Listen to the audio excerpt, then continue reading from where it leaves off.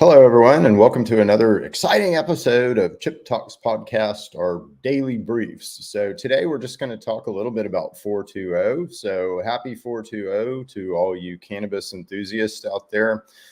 Want to tell you a little bit about kind of the meaning, let's say, behind 420 or what a lot of us think about 420. Coming to you from the home today. So say hello to little Q Dog. And you may hear some dachshunds barking in the background or some other things going on.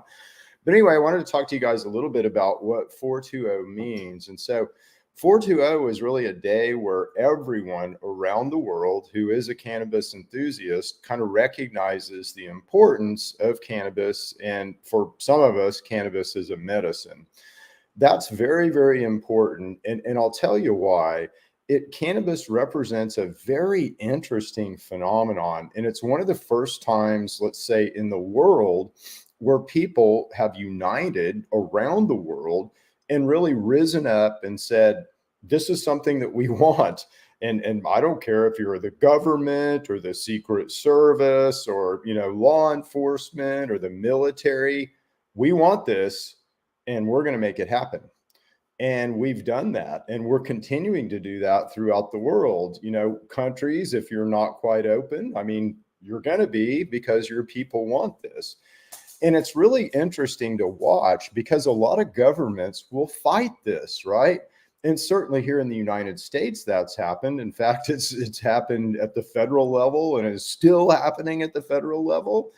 But at the state level, we've managed to, let's say, crack the equation and begin to make change at the state level. So now, you're seeing that in almost every state in the United States of America, but we're also seeing that around the world.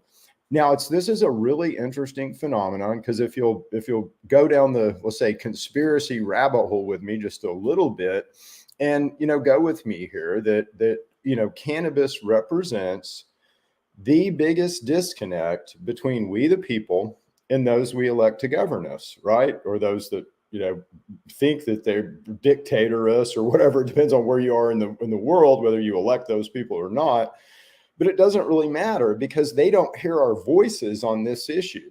And even in a place like Oklahoma, where, we won the day, we rose up. It was we the people. Nobody, spent a lot of money. Nobody wrote a big check, let's say, to make all this happen in Oklahoma. It was definitely a we the people movement. And, we're constantly having to protect our freedoms and liberties in the law that we won here and constantly trying to protect, let's say, against erosion of those freedoms and liberties. So all around the world today, people are celebrating this plant, the cannabis plant, but they're also celebrating the ability to make change and the ability to make change in government.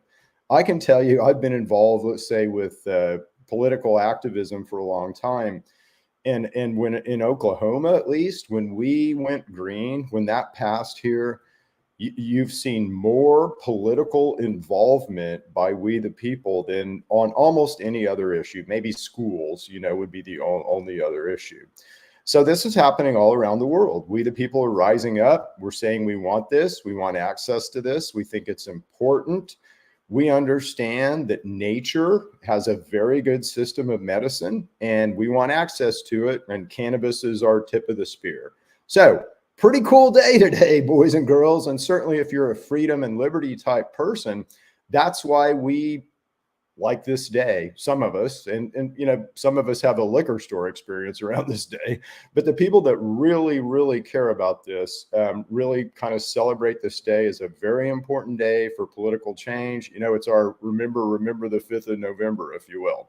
So there you go. We'll see you guys later. We'll be back probably Monday with another exciting daily brief from Chip Talks. See you guys later. Bye.